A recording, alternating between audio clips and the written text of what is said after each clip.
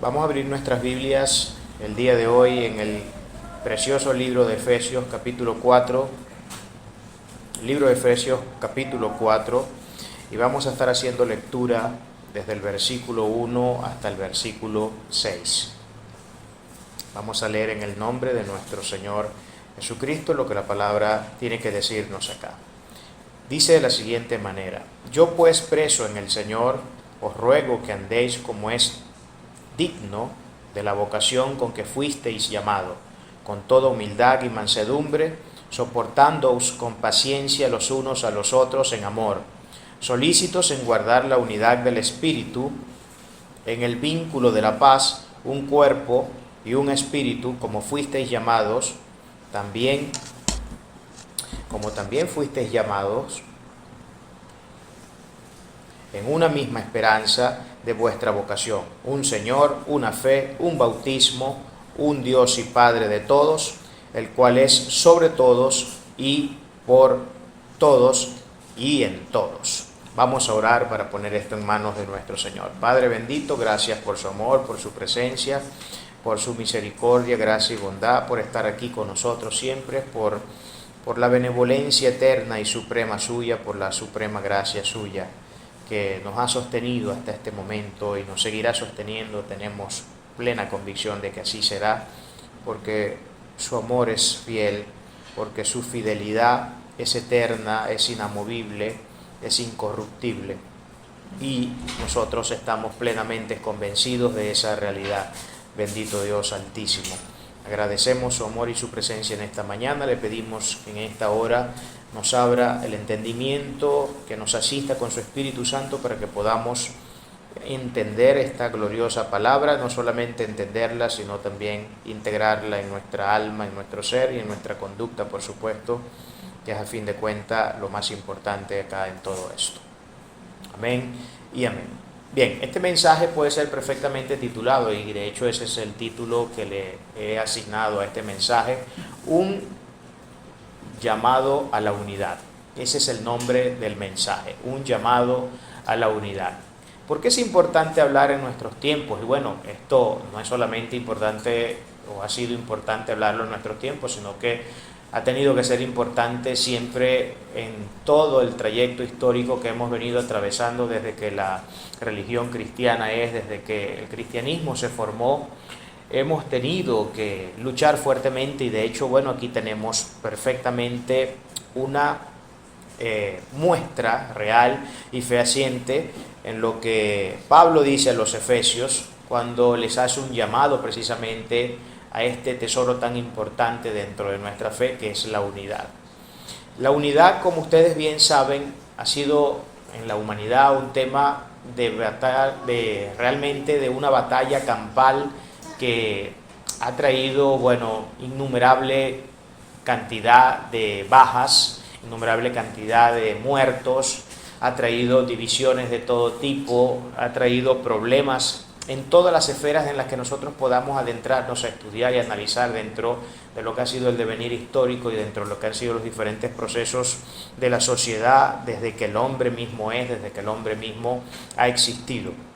Y esta ha sido una de las cosas que más nos ha costado consolidar dentro de nuestra convivencia diaria, que el hombre llegue a unirse, que el hombre llegue a pensar de una manera tan monolítica, que no tengamos que estar vivenciando situaciones tan complicadas y tan comprometedoras y además tan lesivas para nuestra condición humana, como por ejemplo las guerras, ¿no? Las guerras pudiéramos ver que es básicamente un claro ejemplo de la falta de unidad que existe. Por supuesto, hay otras razones detrás de eso que pueden ser un poco más complejas y que pudiéramos estudiar, pero no nos vamos a dedicar a eso. Pero solamente por mencionar de paso algunos de estos problemas que por lo general trae el hecho de que el ser humano no se una, está el caso de la guerra, por ejemplo. La guerra sabemos que obedece también a otras razones, como por ejemplo la codicia, obedece a la ambición de poder, la codicia por el poder y muchas otras cosas, ¿no? Pero básicamente todos estos problemas los podemos hallar en el núcleo de un ser que le ha costado mucho integrarse en una realidad como la que nos expresa la palabra de Dios al decir de todos los hombres que ninguno de nosotros tenemos en ningún sentido algún tipo de mérito especial, algún tipo de habilidad especial, a no ser que sea por la misericordia de Dios que se manifiesta sobre nuestras vidas y nos capacita y nos adiestra, nos forma para que de alguna manera nosotros podamos proceder en la vida de una forma, digamos, un poco más adecuada, ¿no? Pero este tema siempre ha sido complicado, hallar la unidad en el hombre ha sido muy complicado y vemos cómo sociedades enteras están divididas. Por ejemplo, hay países que se han dividido por razones políticas, que se han dividido porque sencillamente el uno alza la bandera roja, el otro una bandera azul, el otro una bandera verde, el otro una bandera negra, y así cada quien va levantando su propia bandera, con ello no diciendo otra cosa más que, bueno, aquí se piensa distinto, aquí nosotros creemos y visualizamos y entendemos e interpretamos la vida de una manera distinta a la que puede ser el foco de o alguna de estas otras banderas que existen. En el mundo político vemos que existe muchísima división, de hecho existen cantidades de formas de hacer política. A nivel también filosófico, si nosotros nos vamos a la filosofía, vamos a ver que tampoco existe mucho consenso que se diga entre los filósofos, a veces incluso a veces en la manifestación de conceptos que son fundamentales dentro de la filosofía, a veces es bastante complicado hallar un consenso en ese sentido, ¿no? Y bueno, vemos que hay discrepancia. Si usted se va a la medicina y usted va con una misma enfermedad a consultar a 3 médicos distintos, seguramente va a recibir 3 visiones distintas. Aunque se supone que los tipos estudiaron lo mismo, que se supone que todos deberían conocer el mismo tipo de enfermedades y saber cuáles son los medicamentos que deben usarse para cada enfermedad, sin embargo, podemos incluso recibir diferentes diagnósticos de las personas. Y algunos dicen, no, bueno, mira, esto que te recetaron no es lo mejor para lo que tú tienes, yo te voy a dar la mejor solución, si vas a otro te va a decir lo mismo, si vas a otro te va a decir lo mismo, de manera que no hay consenso. Y es un tema bastante complicado dentro de la humanidad, el hecho de que nos cueste tanto hallar consensos. Y esto básicamente obedece a la complejidad del hombre, propiamente hablando, a la complejidad de un ser humano que ya nosotros sabemos que nosotros solemos ser de alguna manera expertos en complicarnos aún más la vida de lo que normalmente es. Y esto tiende, por supuesto, a pasarnos facturas en todas las esferas de nuestra vida.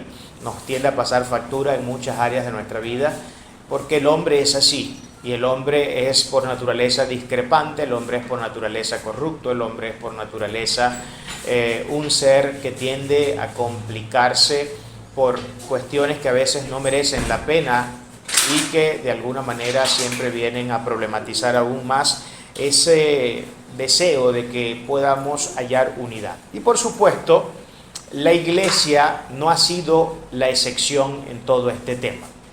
La Iglesia cristiana, y no solamente la Iglesia cristiana, cualquier forma de religión que exista, porque no es solamente un problema del cristianismo el hecho de que hablemos de que hay mucha discrepancia, de que hay poco consenso a veces entre doctrinas, entre dogmas, entre credos, etc.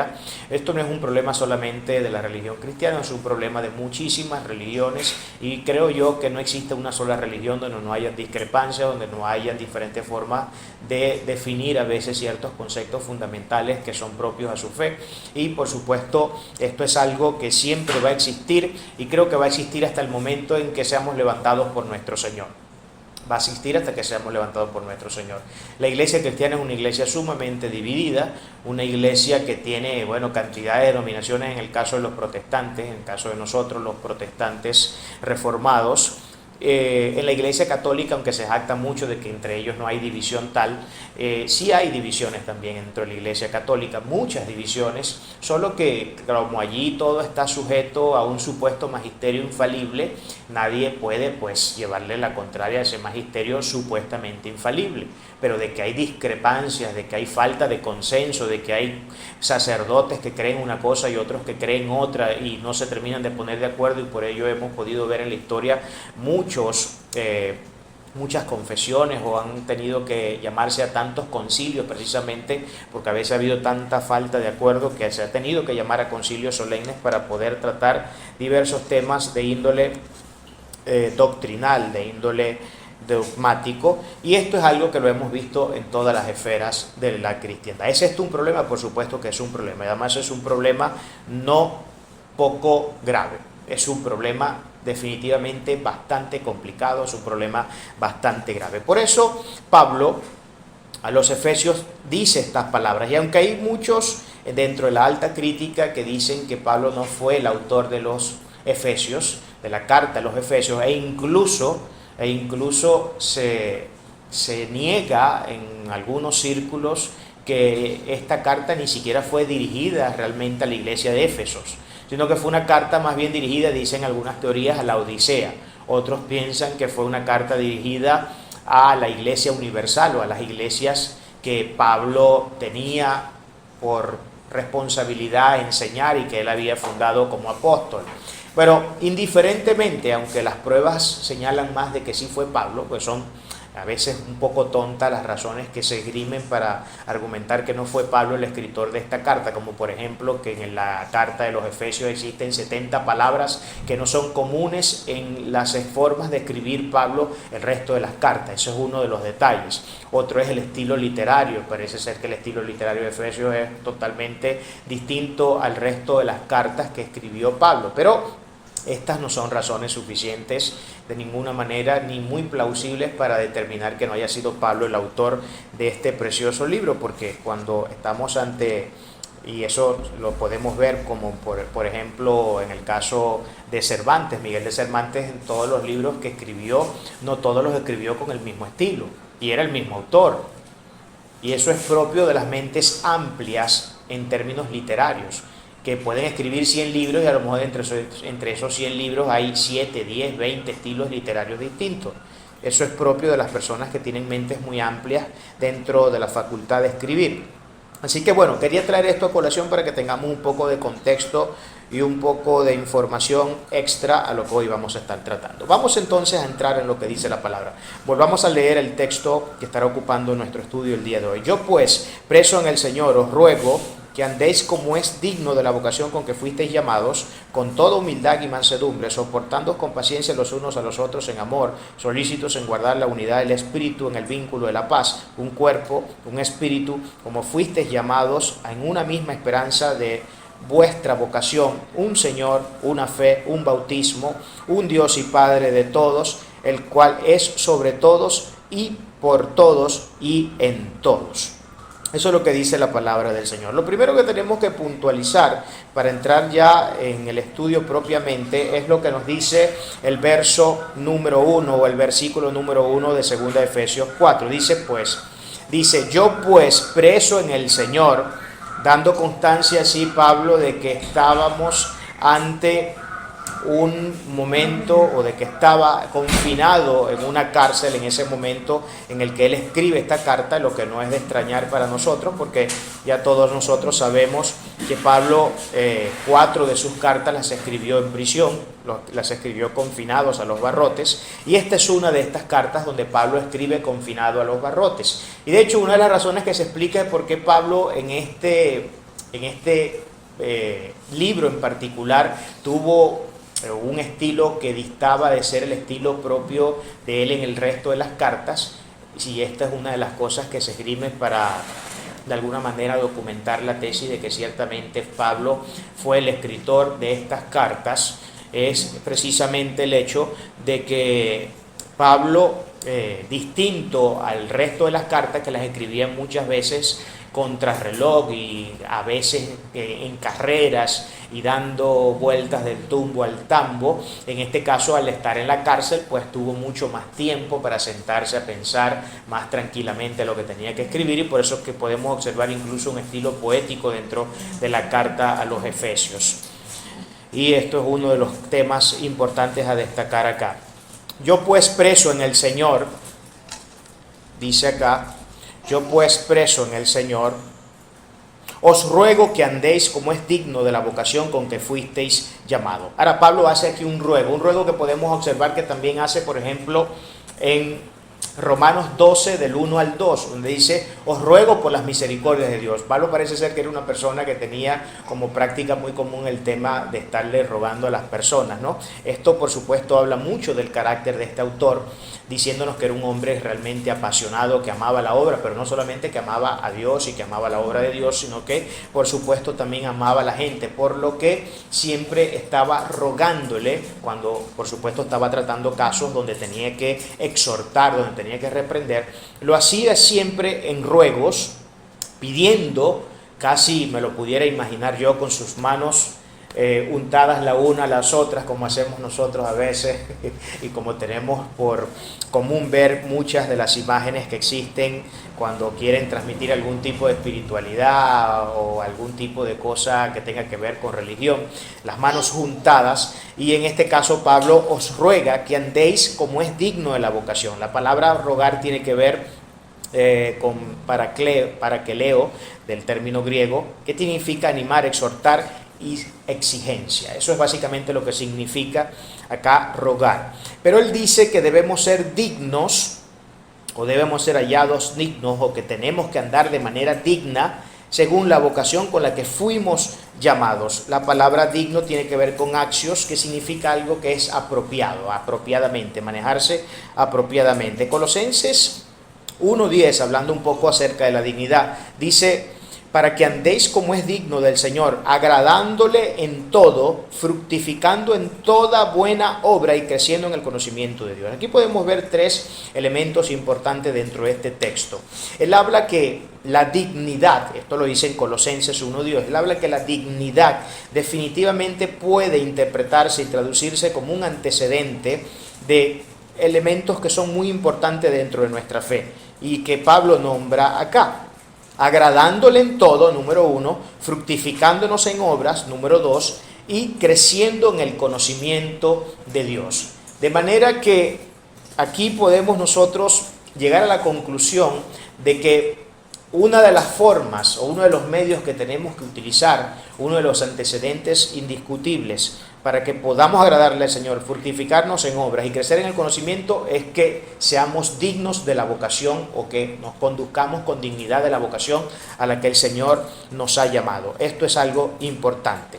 Hablando ya de lo que es propiamente el tema de la vocación, que viene del término griego klesis, que significa básicamente llamamiento. Algunos hablan del llamamiento eficaz que Dios le hace a los seres humanos.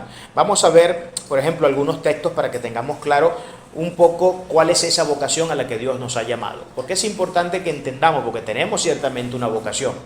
Así como cualquier profesional que se desenvuelve en cualquier disciplina académica, tiene una vocación propia que le ha permitido desarrollarse en esa área en particular. Nosotros también como cristianos debemos entender que tenemos una vocación, y esa vocación obedece a un llamado.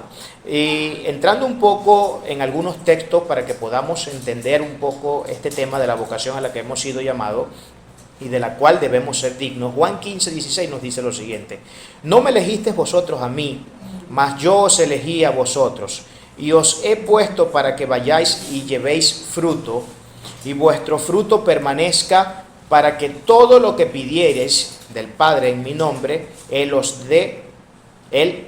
lo dé.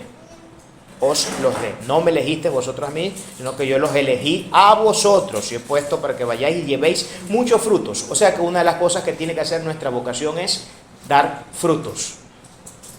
Un creyente, un cristiano que no dé frutos, un creyente, un cristiano que no dé frutos, definitivamente no está obedeciendo a su vocación. Es un problema, no está obedeciendo a su vocación. Porque debemos dar fruto, y vuestro fruto debe permanecer, además, como dice aquí Juan, para que todo lo que pidiereis al Padre en mi nombre, Él os lo dé. Y fíjense que esto incluso se convierte en una condición, se convierte en un condicionante para que nosotros podamos recibir ciertas bendiciones de Dios. Hay otro texto que no lo voy a leer porque es muy largo, pero que usted lo puede leer en su casa, que está en 1 de Pedro 2 y va desde el 11 específicamente hasta el versículo 21, donde habla mucho acerca de cuáles deben ser los elementos que deben formar parte de este llamado eficaz y de esta vocación que el Dios Todopoderoso nos ha hecho. Aquí podemos nosotros observar que nos habla, por ejemplo, de que tenemos que obedecer a las autoridades que han sido impuestas. También habla un poco de los frutos, habla de algunos cuantos elementos que usted con más calma puede revisar en su casa. Yo por razones de tiempo no me voy a dedicar, pero sí quiero que veamos lo que dice 2 de Timoteos 1:9, que nos salvó y llamó con vocación santa. Aquí utiliza un adjetivo, acompaña a la vocación de un adjetivo, y es la palabra santidad. Nuestra vocación debe ser entendido como una labor, como una actividad que es santa. Nuestra vocación no es cualquier vocación. Nuestra vocación dista de ser la vocación de un simple profesional que se ejercita en un área de una disciplina académica en particular. Nuestra vocación en el caso de cristianos, del cristianismo, en el caso del llamado que Dios nos ha hecho, es una vocación santa. No conforme a nuestras obras, mas según el intento suyo y gracia, la cual nos ha dado en Cristo Jesús antes de los tiempos de los siglos. Eso es lo que dice 1 Corintios 1:9, fiel es Dios, por el cual sois llamados a la comunión de su Hijo Jesucristo nuestro Señor. Otra de las actividades propias de la vocación del creyente debe ser tener comunión con Cristo. Esto es un requisito sine qua non, esto es algo que nosotros no podemos pasar de manera desapercibida y que no podemos omitir en ningún sentido. De hecho, la vida de todo creyente, la vida de todo cristiano depende de esa relación íntima y profunda que nosotros podemos llegar a tener y a cosechar con nuestro Creador. Si nosotros no tenemos una comunión íntima con nuestro Señor, difícilmente podamos incluso ser llamados cristianos. Yo pondría en cuestión el cristianismo de tal persona que, confesando simplemente el labio ser cristiano, no tiene una relación estrecha con su Señor. 1 Pedro 3:9, no volviendo mal por mal, ni maldición por maldición, sino antes, por el contrario, bendiciendo, sabiendo que vosotros sois llamados para que poseáis bendición en herencia. Otra de las cosas que debe hacer nuestra vocación es bendecir. Eso es lo que dice acá. Sino bendiciendo. El llamado que nos ha hecho Dios es para que bendigamos. Y nosotros bendecimos, ya sabemos, de muchas formas, ¿no? Por ejemplo, ahora mismo yo estoy poniendo en práctica una de esas facetas de la bendición, que es a través de la exposición de la palabra del Señor. Nosotros somos edificados cada vez que exponemos la palabra gloriosa de nuestro Señor. Somos edificados y el Señor, por supuesto, también es glorificado por esta razón, por lo que ya aquí estamos cumpliendo con esa preciosa labor de ser bendecidos. Entonces está claro el hecho de que nuestra vocación es santa, está claro el hecho de que nuestra vocación es para dar frutos, de que nuestra vocación es para tener una comunión íntima con el Señor, por lo que no podemos tomar en poco este llamado que Dios nos ha hecho. El llamado que Dios nos ha hecho tiene una responsabilidad muy alta, tiene una responsabilidad muy grande y una responsabilidad por la que además vamos a tener que entregar cuentas el día que nos encontremos en el tribunal de Cristo, en el bimá de Cristo. Por todas estas cosas nosotros vamos a tener que entregar cuentas de esta vocación. Pasando al segundo texto, Efesios 4, Efesios 4:2, dice lo siguiente la palabra. Y aquí Pablo introduce solamente en este versículo, y terminando con el versículo 3, en el versículo 2 y en el versículo 3 vamos a encontrar 5 de las palabras más importantes dentro de la fe cristiana. Y anote esto en su corazón. Aquí en estos dos versos vamos a encontrar 5 de las palabras más grandes, importantes y trascendentales dentro de la profesión de fe cristiana. Vamos a leer el versículo 2 para que veamos a qué me refiero. Dice, con toda humildad, la primera palabra, y mansedumbre, 2, soportándoos con paciencia, 3, los unos a los otros en amor, 4. Entonces aquí tenemos 4 de esas 5 palabras solamente en un texto. Tenemos la palabra humildad, tenemos la palabra mansedumbre, tenemos paciencia y tenemos amor. Todas estas cosas, por supuesto, para los que hemos leído la palabra y para los que tenemos una aproximación constante y diaria al texto sagrado, entendemos que son frutos del Espíritu. La humildad, la mansedumbre, la paciencia y el amor son propiamente frutos del Espíritu, por lo que no estamos ante cualquier palabra. Cuando hablamos de la humildad implica, desde el original griego, implica la humillación de mente. Esto es lo que significa la humildad. Usted sabe que el tema de la humildad, en los días antes de Jesús, la humildad se consideraba una cualidad cobarde, rastrera, servil e innoble. Sin embargo, el cristianismo la colocó a la cabeza de todas las virtudes. La humildad en los tiempos de Cristo y en los tiempos antes de Cristo no era visto de ninguna manera como una virtud, sino que más bien era algo que iba en detrimento de la condición propia del ser humano.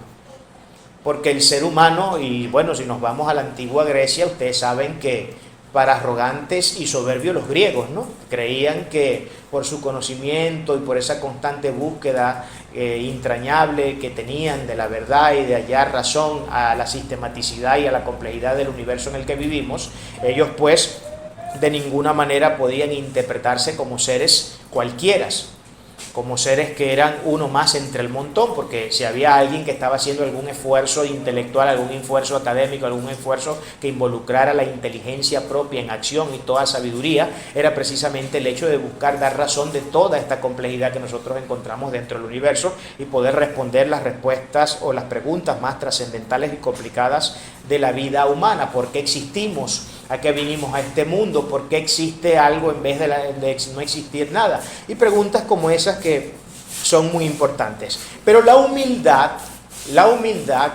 el cristianismo la integra dentro de su arsenal de virtudes como una de las principales y más importantes y resaltantes virtudes que debe poseer todo cristiano.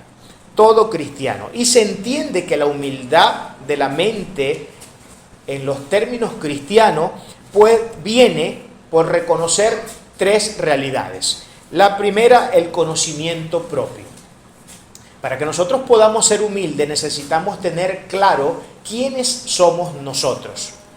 Además, quiénes somos nosotros también ante Dios. Y cuando nosotros nos observamos de manera objetiva, llamando a cada cosa por su nombre y no queriendo entrar en la labor del autoengaño, con lo cual somos muy expertos nosotros los seres humanos, cuando nosotros nos evaluamos de manera objetiva, nos vamos a dar cuenta de cuán injustos, de cuán cochinos, de cuán corruptos, de cuán mal está nuestra condición. Y más aún si nos metemos dentro de los textos sagrados y encontramos cuáles son los axiomas antropológicos que la Biblia nos enseña, cuando nos encontramos, por ejemplo, con un Jeremías 17:9 que dice que el corazón es malo, que el corazón es corrupto, que el corazón es engañoso, que quién lo conocerá, entendemos pues cuál es nuestra condición. Cuando vemos cuán pecadores hemos sido, cuando conocemos el pecado que nos asedia, cuando conocemos el pecado que siempre ha querido ser una rémora y ha querido ser un escollo fuerte para que nosotros nos podamos desarrollar en toda esta área virtuosa que nos exige la palabra del Señor, nos damos cuenta pues que somos seres que de ninguna manera buscan por sí mismos la bondad. Somos seres que nunca buscamos la justicia por nosotros mismos.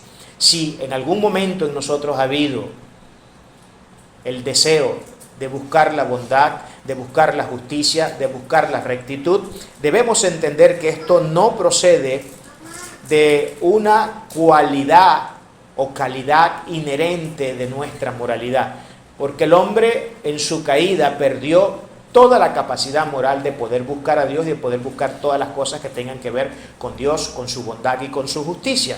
De manera que nosotros en nuestras propias fuerzas no podemos hallar esto, a no ser que la providencia divina se manifieste sobre nuestras vidas y Él nos pueda brindar las capacidades de buscarle. Porque acuérdense que es Él siempre el que se acerca a nosotros y no es el hombre quien le busca, sino que es Dios quien busca siempre al hombre. Entonces lo primero es esto: para que nosotros podamos ir a la humildad debemos reconocer quiénes somos, tener un conocimiento de nosotros mismos, de lo impuro que estamos, de los cochinos que estamos, mirarnos a ese espejo donde siempre vamos a encontrar a un ser lleno de lodo de pies a cabeza. Cuando nos damos cuenta, y esto es especialmente cierto cuando incluso nosotros nos comenzamos a comparar con ciertas realidades. Pero vamos primero a tratar de ir al siguiente punto, que es donde se puede ver esto de una manera más clara. Lo primero es tener conocimiento propio, conocernos a nosotros mismos de manera, repito, objetiva, no engañándonos,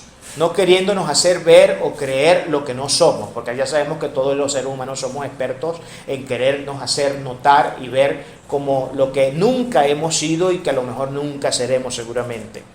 Y lo segundo es cuando nos colocamos al lado de Cristo y consideramos lo que Dios espera de nosotros. Esa es otra de las razones que el cristiano consideraba en los tiempos de la era primitiva de la iglesia para que pudieran ejercitarse en esta gloriosa virtud de la humanidad, de la humildad. Esta gloriosa virtud de la humildad. Colocarnos al lado de Cristo, considerar lo que espera Dios de nosotros. Ahora, ¿qué es lo que pasa cuando usted se observa a través del espejo de Cristo? Cuando nosotros observamos a Cristo, ¿qué vemos? Vemos perfección, vemos santidad, y no una santidad cualquiera, sino una santidad que se nombra 3 veces. De hecho, R.C. Sproul dice que el atributo más grande de Dios es la santidad, porque es el único atributo que se reitera 3 veces. Cuando se habla de Dios no se dice que Dios es amor, amor, amor. Cuando se habla de Dios no se dice que Dios es justicia, justicia, justicia. No se dice que Dios es bondadoso, bondadoso, bondadoso. Pero donde sí se repite 3 veces el atributo es en el caso de la santidad. Cuando se habla de Dios y se habla de que Dios es santo, santo, santo. De manera que cuando nosotros miramos a Cristo, lo que podemos observar en nuestro Señor es esa perfección y esa calidad de santidad, que es el atributo más grande, y creo que estoy convencido de ello, es el atributo más grande que nosotros podemos observar en nuestro Creador, que Él es santo, santo, santo. No es santo una sola vez, es 3 veces santo.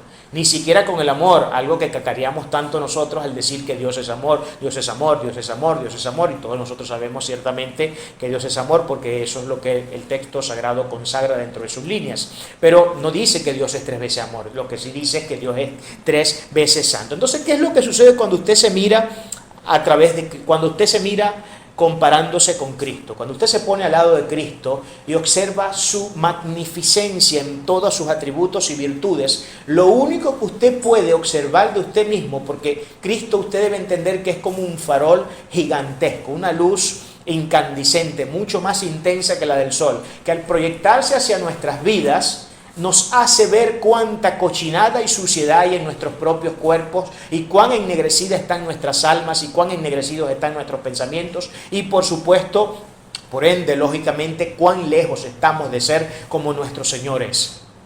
Y acuérdense que el estándar bíblico es que nosotros debemos ser santos como el Señor es santo, y que debemos ser santos porque Él es santo.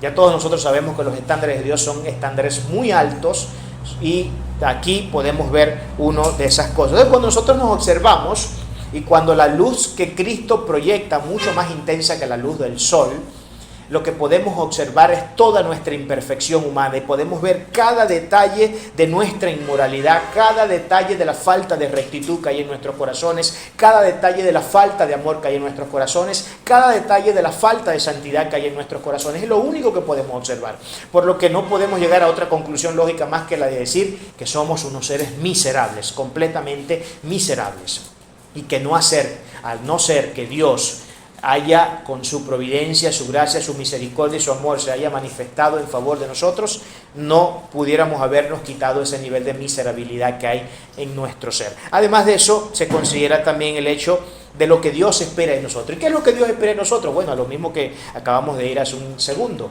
Dios espera que nosotros seamos santos, así como Él es santo y porque Él es santo. Y también espera que así como Él es amor y que Él ama, también espera que nosotros seamos amor y que nosotros amemos. Ahora, cuando nos comparamos nuevamente con el estándar y el grado en el que Dios manifiesta estos atributos, y vemos el grado en el que nosotros manifestamos esa leve destello de los atributos de Dios, nos damos cuenta también cuán lejos estamos del Creador. Y esto es otro de los elementos que permite que el cristiano pueda llegar a la humildad, saber quién es, ver cuán cochinos y distantes estamos de la gloriosa santidad de Dios. Y ver cuán lejos estamos de cumplir los estándares de Dios no nos debe llevar a otra conclusión lógica más que la de decir que somos seres miserables y que ¿por qué tenemos que convertirnos en seres arrogantes? ¿Por qué utilizar la soberbia? Cuando por el contrario la humildad es lo único que debería salir de manera nata en nuestros corazones. Richard Trench dice que también, y esta sería la tercera razón, dice que viene de estar conscientes de nuestra criaturidad. Estar conscientes de nuestra criaturidad, que somos criaturas, que fuimos creados, que no nos creamos a nosotros mismos, que no tenemos un poder inherente como para crear vida, y que el único que ha podido crear vida en el universo es el Dios Todopoderoso al que le servimos. Conocer esa otra razón es algo que nos ayuda a alimentar la posibilidad de que nosotros nos conduzcamos a través de esta preciosa virtud que es la humildad y que es muy importante dentro de la fe cristiana. Algunos textos acerca de la humildad, Proverbios 3:34 dice: ciertamente Él escarnecerá a los escarnecedores y a los humildes dará gracia. Aquí tenemos una bendición de la humildad. Santiago 4:6, más Él da mayor gracia. Por esto dice: Dios resiste a los soberbios y da gracia ¿a quién? A los humildes. Al soberbio que los resiste. Él es enemigo de la soberbia. Dios es enemigo acérrimo de la soberbia. Sin embargo, es amigo, Dios, Padre y Señor de la humildad. Y eso es lo que está diciendo aquí Santiago 4:6. Filipenses 2:3. No hagan nada por egoísmo o vanidad, más bien con humildad consideren a los demás como superiores a ustedes mismos. Aquí podemos hallar otra de las razones que nos ayudarían mucho a alimentar la humildad en nuestros corazones. Una de las prácticas que definitivamente de alguna manera demuestran que nos estamos ejercitando en esta virtud es el hecho de que siempre consideremos al resto de las personas como superiores a nosotros. Y claro, esto es especialmente cierto porque cuando nosotros, por ejemplo, vemos la contraria de esto, que sería observar a los demás como inferiores a nosotros, estaríamos en este caso hablando ya no de un valor, sino de un antivalor o de un disvalor, que sería la soberbia, sería la arrogancia. Cosa contra la cual Dios está absolutamente en contra y todos nosotros debemos ser conscientes de eso si estamos estudiando nuestras preciosas Biblias. Así que tenemos que considerar superiores a los demás, superiores a nosotros mismos. Proverbios 11:2, con el orgullo viene el oprobio, con la humildad la sabiduría. Miren esta preciosa perla que nos revela acá el libro de Proverbios. La humildad contribuye a la sabiduría del ser humano, contrario a lo que el formato mental de la coacción cultural sobre nuestras vidas nos dice. No, es que si tú te quieres hacer sabio, de hecho el sabio, por el mismo hecho de ser sabio, el inteligente, por el mismo hecho de ser inteligente, no puede ser una persona humilde. Usted tiene que aprender a mirar a los demás por encima del hombro. Usted tiene que aprender a mirar a los demás como inferiores a usted, porque lo que en usted hay no está en los demás. Lo que usted ha estudiado, lo que usted sabe, la sabiduría que ha podido adquirir, la inteligencia que ha podido adquirir.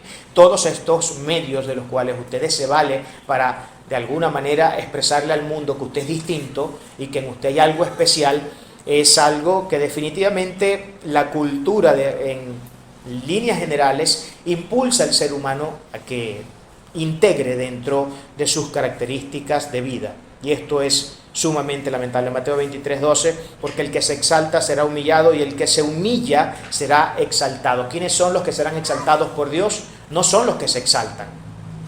No es que si yo quiero estar exaltado, lo que debo hacer es autoexaltarme. Lo que la palabra de Dios dice es que el que quiera ser exaltado tiene que cumplir con un antecedente.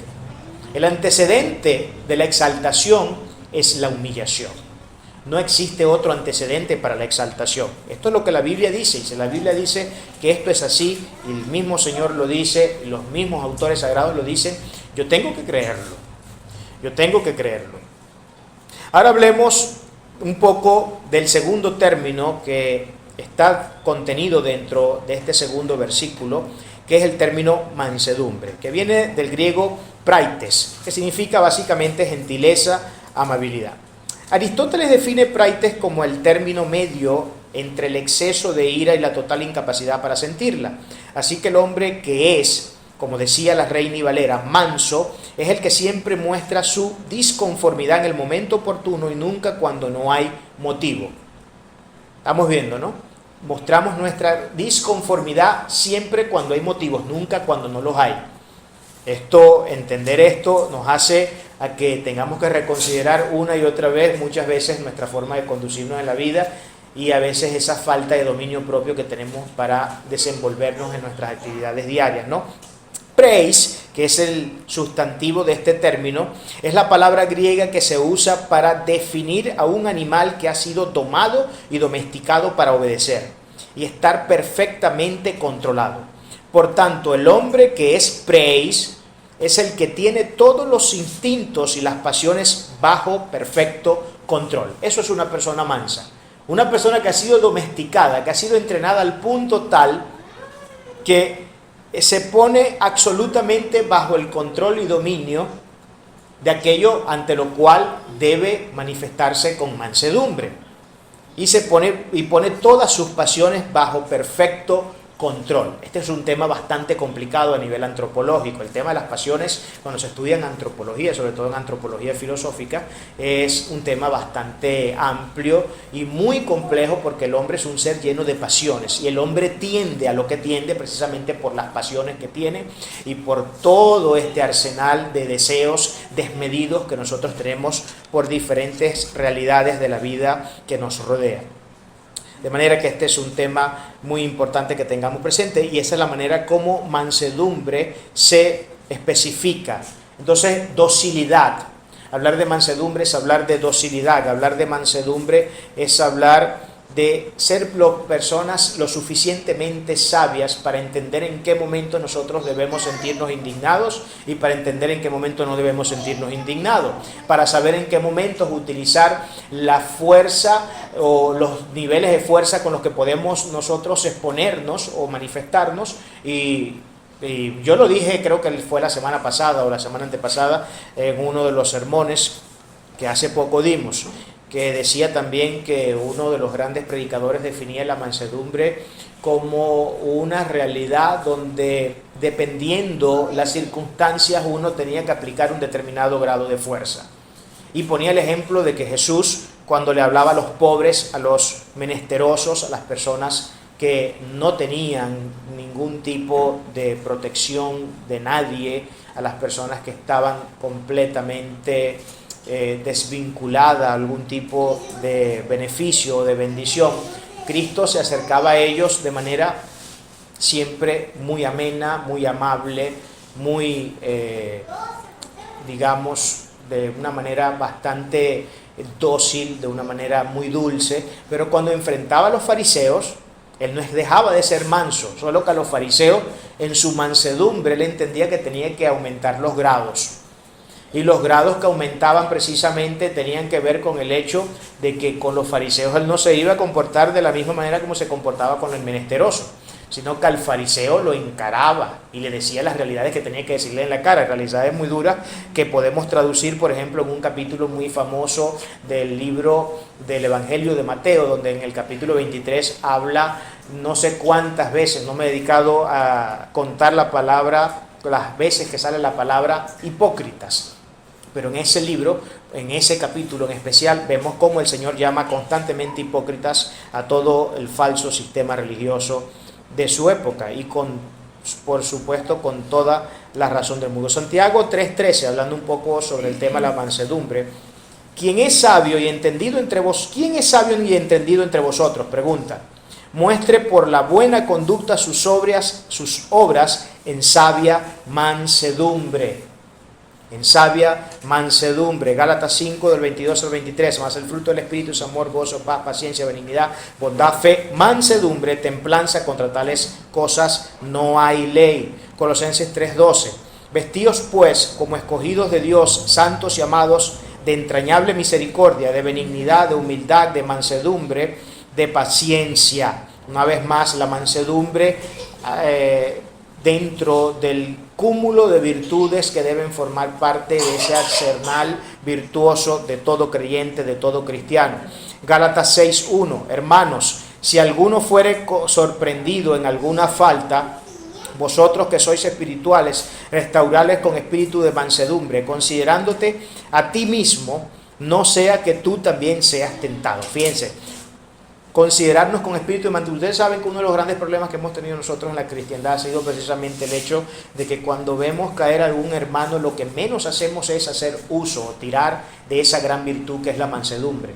Dice restaurarlos con espíritu de mansedumbre, no dice echarle dedo, no dice destruirlos, no dice ponerlos en boca de uno y de otro, no dice comenzar a levantar un chisme de esto y destruir y despotricando de la persona.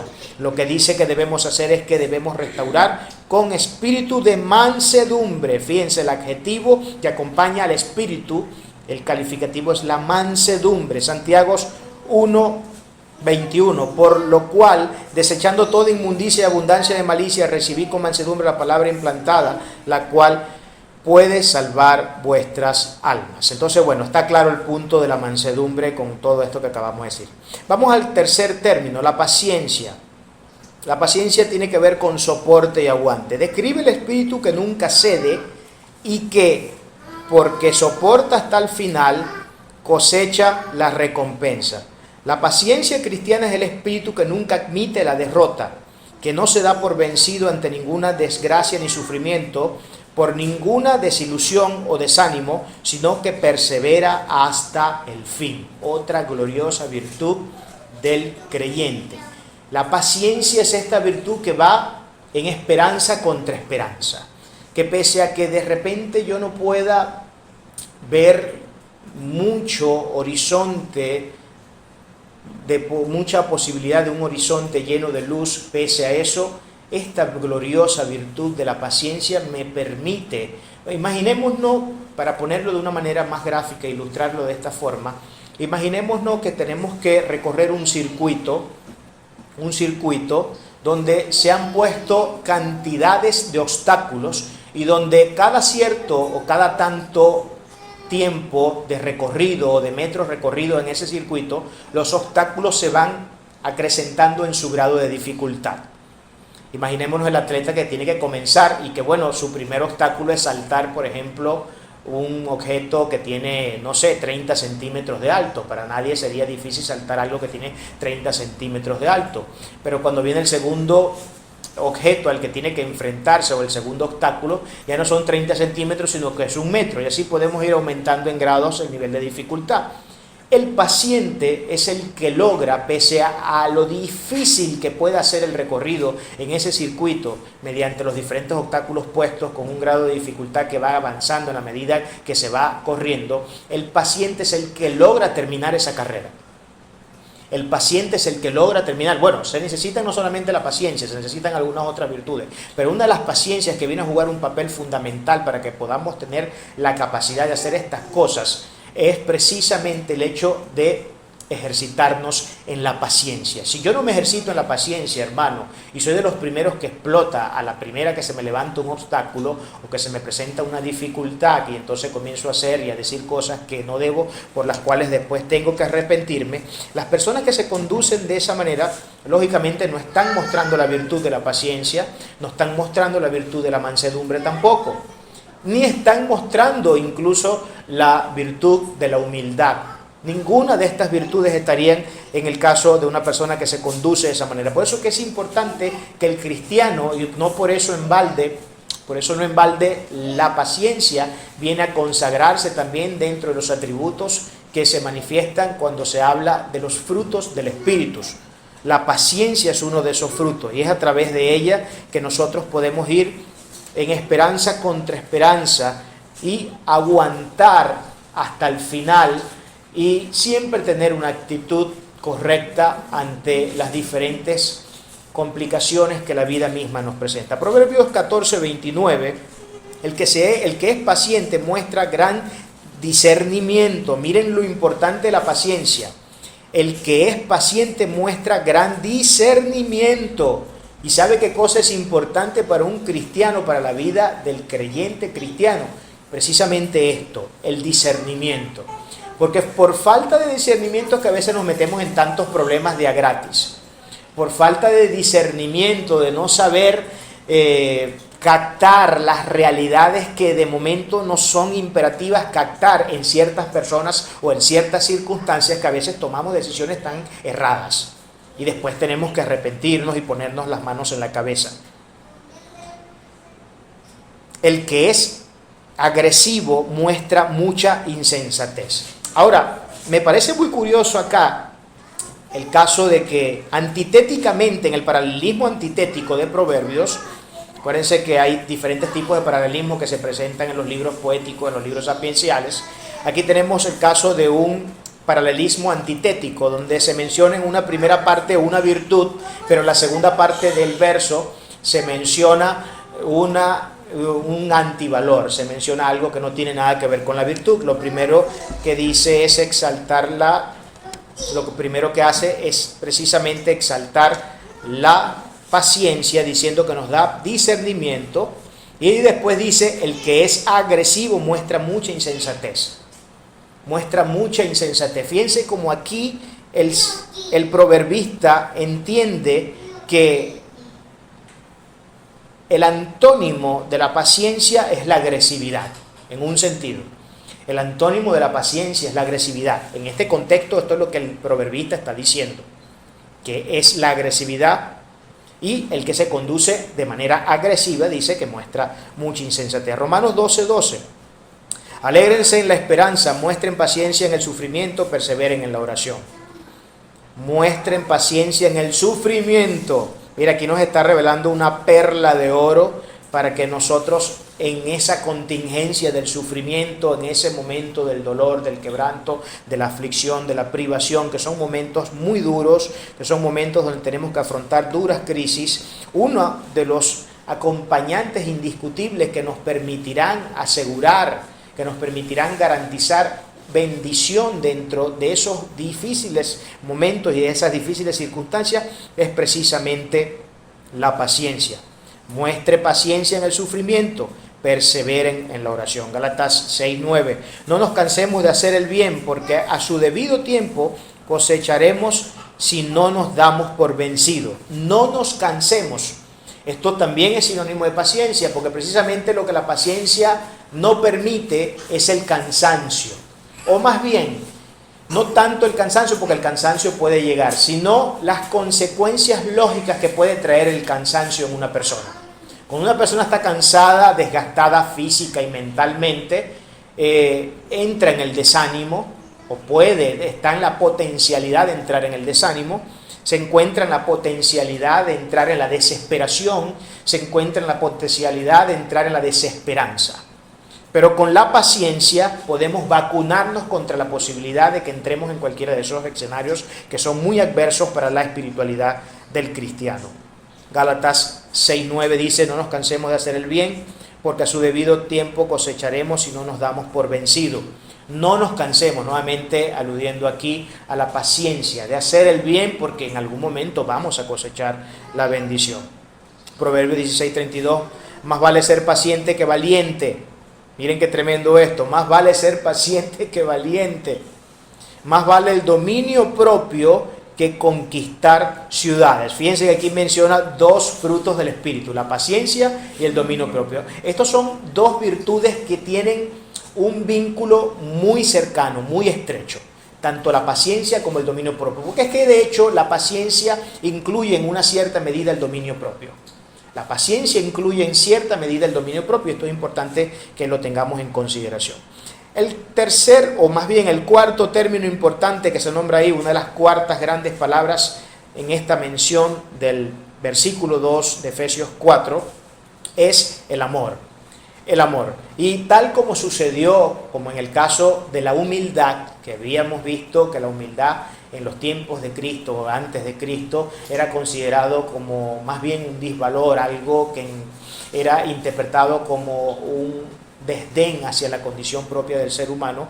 Aquí con el tema del amor hay algo no exactamente igual, pero tiene algún detalle que también podemos de alguna manera paralelizar con lo que vimos en el en esa primera virtud que estudiamos. El amor cristiano era algo tan nuevo en el mundo antiguo que los escritores cristianos tuvieron que inventar una palabra nueva para definirlo. Y por lo menos tuvieron que usar una palabra muy rara en griego, dándole un sentido totalmente nuevo, y es la palabra ágape. Miren cómo era de falto de amor el mundo antiguo, que los cristianos se tuvieron que ver inmersos en esta actividad de buscar una palabra, de crear una palabra para poder expresar la magnificencia de la exigencia divina con respecto a esta gloriosa virtud que es el amor. Era algo que era prácticamente poco conocido. La gente muy poco se conducía en el amor, y ya sabemos la crueldad tan grande que existía en esos tiempos, como han seguido existiendo en toda la historia, y como hoy más que nunca se sigue enfriando toda esta cuestión, ¿no? Porque ya sabemos que está profetizado, está vaticinado por las Sagradas Escrituras, que en los tiempos finales el amor de muchos se enfriará. 1 Corintios 13, del 4 al 5. El amor es paciente, es bondadoso, el amor no es envidioso, ni jactancioso, ni orgulloso, no se comporta con rudeza, no es egoísta, no se enoja fácilmente, no aguanta rencor. Miren todas las características que posee el amor. Que estos son características, pero también pueden ser vistas como el efecto propio de amar. Cuando nosotros amamos, somos pacientes, somos bondadosos, no somos envidiosos, ni jactanciosos, ni orgullosos, no nos comportamos con rudezas, no somos egoístas, no nos enojamos fácilmente y no guardamos rencor. Todas esas cosas ocurren cuando nosotros nos conducimos lógicamente en esta gloriosa virtud que es el amor. Colosenses 3:14, por encima de todo, vístanse de amor, que es el vínculo perfecto. ¿Cuál es el vínculo perfecto? El amor. No existe un vínculo más perfecto entre seres humanos que el amor. ¿Qué cosa puede vincularnos y acercarnos más a otro ser humano que el amor? ¿Podrá existir otra cosa mayor que el amor que nos pueda acercarnos los unos a los otros? No creo que exista algo. Al menos no para el que entiende el alto valor que tiene esta virtud. Y por supuesto nosotros como creyentes somos llamados a entender perfectamente el alto grado de importancia que tiene esta virtud dentro de nuestra profesión de fe. Juan 14:16, vosotros hemos llegado a saber y creer que Dios nos ama. Dios es amor. El que permanece en amor permanece en Dios y Dios en él. El que permanece en amor permanece en Dios y Dios en él. ¿Por qué? Porque Dios es amor. 1 Corintios 13:13. Y ahora permanece en la fe, la esperanza y el amor, estos tres, pero el mayor de ellos es el amor. El mayor de todos ellos es el amor. Entonces aquí hemos visto 4 de las 5 grandes términos, de las 5 grandes palabras que nosotros podemos ver expresados de manera categórica y muy rigurosa en todo el texto sagrado. Lo podemos ver expresado de esa manera. Hablamos primeramente de la humildad, hablamos después de la mansedumbre, luego de la mansedumbre hablamos de la paciencia, y ahora hemos terminado con la solemnidad de nada más y nada menos que de la virtud de las virtudes, que es el amor, ¿no? Creo que es la vacuna contra cualquier enfermedad del alma, creo sinceramente que es la vacuna contra cualquier enfermedad mental, espiritual y moral que pueda existir, pues una de las grandes vacunas sin duda alguna. Aquí ya hemos estudiado 4 de esos grandes términos, ¿no? Vamos ahora al tercer versículo. Solícitos en guardar la unidad del Espíritu en el vínculo de la paz. Estamos en Efesios 4:3, acabamos de hacer una pequeña análisis, un pequeño comentario de lo que fue el Efesios 4:2, ahora vamos a Efesios 4:3. Solícitos en guardar la unidad del Espíritu en el vínculo de la paz. Solícitos tiene que ver con hacer un esfuerzo, ser pronto o ferviente, procurar con diligencia. Procurar con diligencia. Esdras 7:23, todo lo que es mandado por el Dios del cielo sea hecho prontamente para la casa del Dios del cielo. Pues, ¿por qué habría de ser su ira contra el reino del rey y de sus hijos? Entonces fíjense, todo lo que Dios nos mande hacer tenemos que hacerlo apresuradamente, rápidamente. No podemos dejar las cosas para después. Hay personas que dicen, y lo he escuchado en ocasiones, lo escuché mucho en tiempos hace algunos años, hoy ya no lo escucho tanto, pero se dice que la obediencia retardada no es obediencia, sino desobediencia. Porque si Dios te dice ahorita mismo, ve y sal al frente y haz tal cosa, y tú no lo haces justamente en el momento que Dios te lo dice, sino que lo haces después de que te desocupas de todas tus labores y Señor, dame un ratico porque necesito atender al niño, necesito hacer la comida, necesito hacer esto, necesito hacer lo otro, necesito hacer una llamada, luego que me desocupe, entonces pues tendré tiempo para ir al frente y hacer lo que tú me estás pidiendo que haga. Esa supuesta obediencia retardada no es obediencia, eso es desobediencia, porque a Dios hay que obedecerle justo en el momento en que Él indica que las cosas deben ser hechas y no cuando yo quiera hacerlas. Porque eso es poner en desdén, en descrédito al Dios mismo poderoso. Y hay que tener mucho cuidado con eso porque a veces por perder de vista estas cuestiones nos equivocamos mucho. Proverbio 21:5. Los pensamientos del diligente ciertamente van en abundancia. Van a abundancia. Del diligente, acuérdense que la palabra que estamos estudiando en este momento, solícitos, tiene que ver con diligencia. Los pensamientos del diligente ciertamente van a abundancia, mas todo presuroso indefectiblemente a pobreza. Estamos viendo la diligencia, el ser diligente nos lleva a la abundancia. Proverbios 10:4, la mano negligente hace pobre, mas la mano de los negligentes enriquece. Enriquece. Proverbios 10:4, la mano del negligente hace pobre, mas la mano del diligente enriquece. La diligencia enriquece.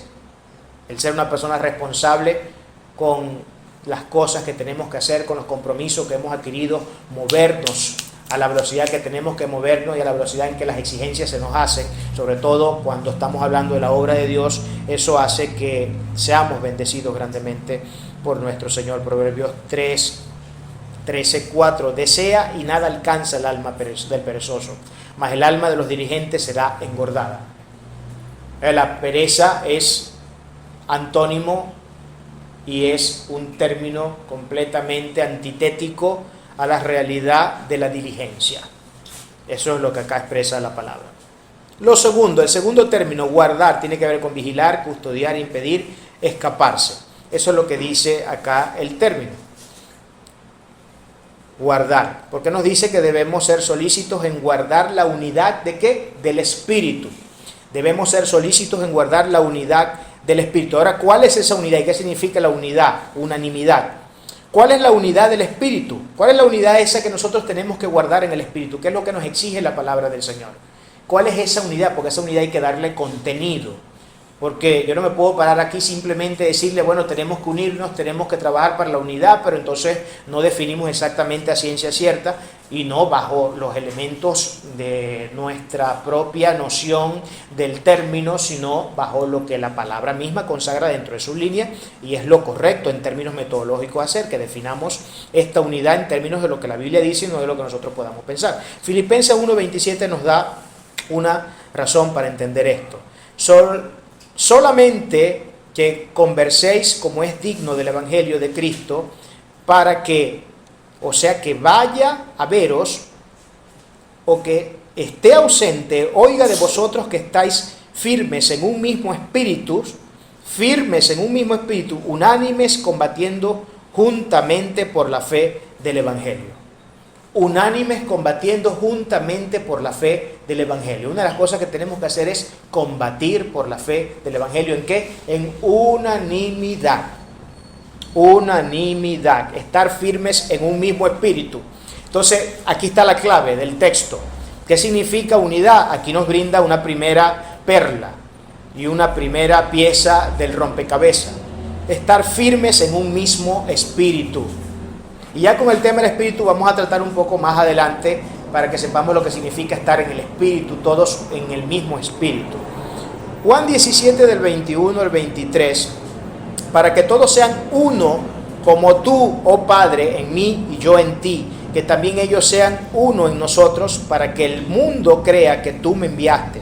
La gloria que me diste yo les he dado, para que sean uno, así como nosotros somos uno. Yo en ellos y tú en mí, para que sean perfectos en unidad, para que el mundo conozca que tú me enviaste y que los has amado a ellos como también a mí me has amado. La unidad es que permanecer con Cristo como uno, así como Cristo es uno con el Padre. Pero no solamente ser uno con Cristo, sino que tenemos que ser uno entre nosotros también. Ese poder ser uno entre nosotros se traduce en lo que vimos en el verso anterior o en el texto anterior, lo que dijo Filipenses 1:27, permanecer todos en un mismo espíritu. Primera de Corintios 1:10, os ruego pues, hermanos, por el nombre de nuestro Señor Jesucristo, que habléis todos una misma cosa. Aquí tenemos otra pieza del rompecabezas en términos de lo que significa recoger todos estos recursos para poder definir lo que significa la unidad en términos cristianos. Que hablemos todos una misma cosa. No que unos anden hablando una, otros anden hablando otra. Ya sabemos que esto es una cuestión sumamente complicada. Y más adelante, ya al final, cuando entremos en la parte de lo que es la aplicación, en la conclusión, nos vamos a dar cuenta de este problema. Así que por el momento me voy a restringir solamente a decir eso. Que hablemos todos una misma cosa y que no haya entre vosotros disensiones. Otra cuestión, que no haya disensiones. La disensión que se produce entre los miembros del cuerpo de Cristo es una manera muy característica de demostrarnos a nosotros mismos, de demostrarle a la gente que no estamos actuando en unidad. Antes seáis perfectamente unidos en una misma mente. Habla nuevamente de que la unidad se consolida fíjense, habla mucho de la mente. No solamente habla del espíritu, sino que habla mucho de la mente. Aunque hay personas que equivalen espíritu a mente. Hay unas personas que dicen que el alma y el espíritu son lo mismo, dependiendo qué escuela usted siga, si sigue la escuela tricotómica o dicotómica. La dicotómica dice que nosotros solamente somos alma y cuerpo. La tricotómica dice que somos espíritu, que somos alma y que somos cuerpo. Entonces, dependiendo de la escuela que usted suscriba en ese sentido, usted pues tenderá a interpretar esto de alguna manera u otra. 1 Corintios 12, del 12 al 13. Porque así como el cuerpo es uno y tiene muchos miembros, pero todos los miembros del cuerpo, siendo muchos, son un solo cuerpo, así también Cristo. Porque por un solo espíritu fuimos todos bautizados en un cuerpo, sean judíos o griegos, sean esclavos o libres, y todos se nos dio a beber de un mismo espíritu. Aquí hay otros textos más, pero no voy a entrar en ello. De manera que creo que el punto es claro. Me parece a mí que está bastante claro el punto de la unidad. La unidad implica unanimidad mental y unanimidad espiritual. Unanimidad mental y unanimidad espiritual. Y esa unanimidad mental y espiritual se traduce en que todos pensemos de una misma manera y en que todos hablemos una misma cosa. Y en que todos trabajemos en función de los mismos objetivos.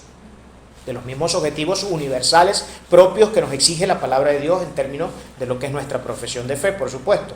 No estoy diciendo que cada iglesia no tenga sus objetivos,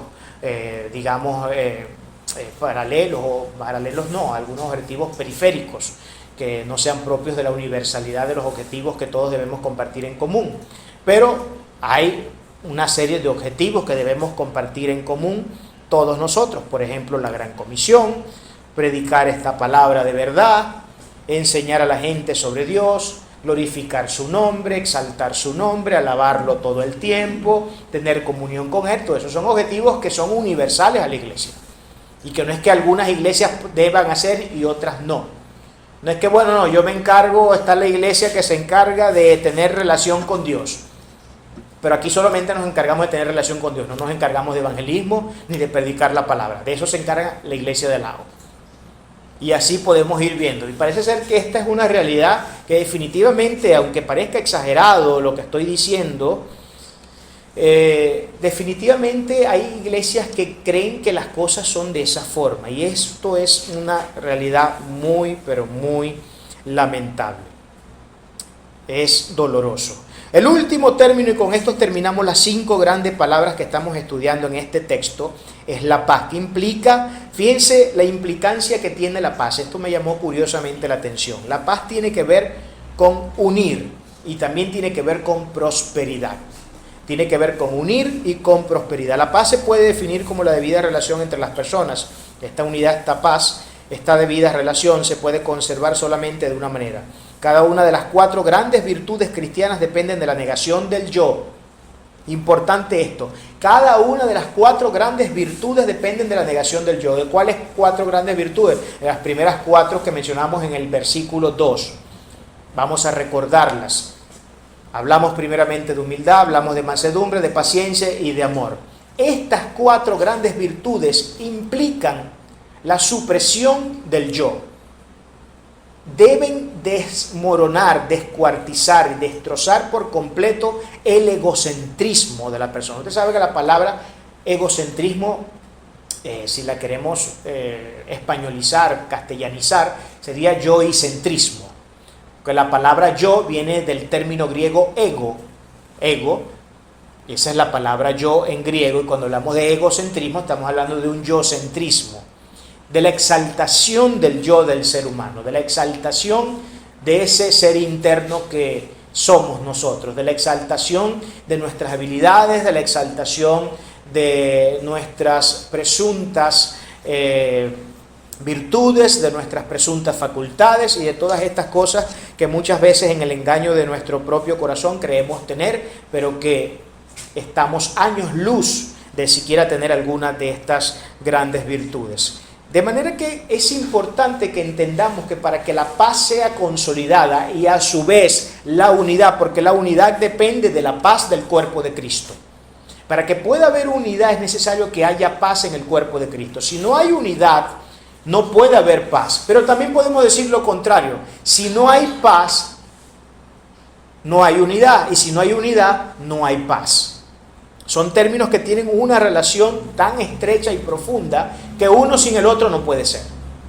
O sea, yo no puedo consolidar unidad alguna si primero entre nosotros acá no hay paz. ¿Y qué significa llegar a paz?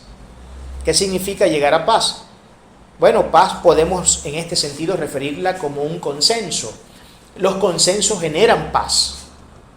Los consensos siempre generan paz. Pero cuando aquí, imagínense, no sé cuántas personas pueden haber en una iglesia muy grande. Acá son fácil contarlas porque somos una iglesia muy pequeña, pero una iglesia de estas mega iglesias gigantescas que existen, es donde más complicado, mientras más gente hay en una congregación, más difícil es la unidad. Más difícil, miren, si es difícil la unidad entre 12, perdónenme el término, pelagatos, imagínense usted ya en una congregación que tiene miles de miembros. Y no tendría que hacer otra cosa más que recordar, por ejemplo, el caso del Éxodo con Moisés. De cuánto se estima entre los estudiosos y eruditos que conformaba al pueblo de Israel en aquellos tiempos. ¿De cuánto era? Algunos hablan entre 1 millón y 2,5 millones de personas, que era más o menos el número de la congregación que Moisés tuvo que dirigir por el desierto hacia la tierra prometida. Eran de entre 1,5 millones, entre 1 millón, 2,5 millones de personas. Eso es lo que dicen algunos estudiosos. Ahora imagínense usted cuán difícil debe ser tratar con 1 millón, con 2 millones de personas. Si no nos logramos poner de acuerdo a veces entre 5, es más, no hablemos las cosas ni siquiera, porque todavía eso es llegar a las cosas muy altas. Si no nos logramos poner, y nos resulta tan cuesta arriba a veces tratar de ponernos de acuerdo entre 2 personas, ahora imagínese usted tratar de poner de acuerdo que todos sientan, se manejen por el mismo espíritu, por el mismo pensamiento y hablen una misma cosa entre 2,5 millones de personas. ¿Cuán complicado es esto para la congregación? Es definitivamente una labor titánica. Pero pese a que esto sea una labor titánica, es una labor en la que debemos ejercitarnos y en la que debemos trabajar todos los días de nuestra vida. Porque es una exigencia, es un imperativo bíblico que nosotros tengamos que vivir en unidad. Porque la unidad permite que podamos crecer. Y ya vamos a ir acá a algunos textos, pero vamos primero al tema de la paz. Nosotros creo que vimos ahorita algunos textos acerca de la unidad, o no los dije, yo creo que los pasé por alto. Sobre el tema de la unidad creo que hablamos algunas cosas, sí, cierto. Hablamos de la unidad, hablamos de un solo pensamiento, una misma vocación, hablamos de un mismo sentir, hablamos de un mismo espíritu, nos dimos cuenta que todos somos miembros de un mismo cuerpo, aunque todos somos miembros distintivos y tengamos funciones distintas que cumplir. Sin embargo, eso en ningún sentido debe traducirse como que deba imposibilitar el hecho de que la realidad de esta preciosa perla, de la unidad, se dé entre nosotros. Algunos versos sobre la paz. Hechos 9:31. Entonces la iglesia tenía paz por toda Judea, Galilea y Samaria, y eran edificadas. Miren, estas iglesias, la de Judea, Galilea y Samaria, eran edificadas. ¿Por qué? Porque tenían paz. De manera que aquí podemos ver claramente y de manera muy taxativa en la Escritura el hecho de que la edificación, el crecimiento espiritual y personal de cada miembro, el crecimiento colectivo de la congregación, pero también el crecimiento individual de cada miembro que forma parte de la congregación, se da en el contexto de un pueblo que se ejercita en la paz. Si nosotros no nos ejercitamos en la paz, es decir, en la unión, en la unanimidad, es difícil que nosotros podamos crecer al menos como deberíamos crecer y como el Señor quiere que crezcamos. ¿Y cuál es el estándar que crezcamos? ¿Y cuál es el estándar que Dios establece con respecto a nuestro crecimiento? Él dice que debemos crecer hasta la estatura del varón perfecto. Eso no es lo que dice la Biblia, eso es lo que dice la Biblia. Ese pequeño estándar, esa pequeña tonterita es la que el Señor nos exige. Crecer hasta la estatura del varón perfecto. Nada más y nada menos que eso, ¿no? Entonces ahí entendemos cuán homúncula es nuestra condición espiritual y cuán homúncula es nuestra condición como individuos que profesan esta fe. Definitivamente somos unos homúnculos porque no hemos crecido ni al 0,1% de lo que debiéramos haber crecido si tan solo pusiéramos en práctica estas gloriosas virtudes que acá la palabra de manera muy clara nos está expresando. Hechos, ya lo acabamos de leer, 2 Corintios 13:11 dice: por lo demás, hermanos, tened gozo, perfeccionaos, consolaos, sed de un mismo sentir, nuevamente, sed de un mismo sentir y vivid en paz. Aquí tenemos, nuevamente, la unidad es lo que produce la paz, pero también la paz produce la unidad. Sean todos de un mismo sentir y vivid en paz. Y el Dios de paz y de amor estará con vosotros. Si nosotros queremos que hasta incluso Dios, el Dios de amor y de paz, esté siempre en nosotros tenemos que ejercitarnos en esta preciosa bendición, que es uno de los grandes conceptos que cimenta nuestra profesión de fe, que es la paz. Bien, hemos salido de los primeros 3 versos, vamos a la segunda parte y aquí vamos a transitar ya así más rápido. Y vamos a ver desde el versículo 4 hasta el 6. Desde el versículo 4 hasta el 6 vamos a ver la segunda parte de este mensaje y aquí estaremos tratando ya más precisamente lo que vienen a ser las bases o el fundamento de la unidad. Lo que hemos hasta ahora dicho tiene que ver con características, con elementos que deben ser parte de nuestro carácter para que podamos llegar no a esta utopía, aunque pudiera parecer casi una realidad utópica el hecho de que la unidad se dé entre nosotros, eso pudiera parecer casi una realidad utópica. Y de hecho, creo que en cierto sentido la paz o la unidad más bien viene a ser una realidad con un carácter ciertamente utópico, porque yo creo que el ser humano nunca se va a poner de acuerdo mientras siga en este cuerpo de pecado, mientras siga en este cuerpo lleno de tanta inmundicia, mientras siga en este cuerpo lleno de tanta imperfección y de tanto desastre y tanto problema. Creo que la unidad en ese sentido, a lo mejor estaré sonando un poco exagerado con mis palabras, pero creo que la unidad en ese sentido tenemos casi que interpretarlo como una utopía, porque es difícil llegar a la unidad. Entonces, ¿cuáles vienen a ser las bases de esta unidad? Primero hablamos de las características. Los primeros 3 versos nos brindaron la información necesaria para entender cuáles son los elementos que deben integrarse a nuestro carácter para que la paz y la unidad sea una realidad en nuestra vida, más bien la unidad. Para que la unidad sea una realidad en nuestras vidas debemos ejercitarnos en esas palabras que inicialmente estuvimos estudiando. Volvemos a repetirlas para que las recordemos, porque con esto hay que ser cacofónico, porque debemos integrarlo en nuestra psique, debemos integrarlo en nuestra mente. Humildad, mansedumbre, paciencia, amor. Que habíamos dicho que trabajar en esas 4 virtudes eran característico o era equivalente a la supresión del yo del ser humano.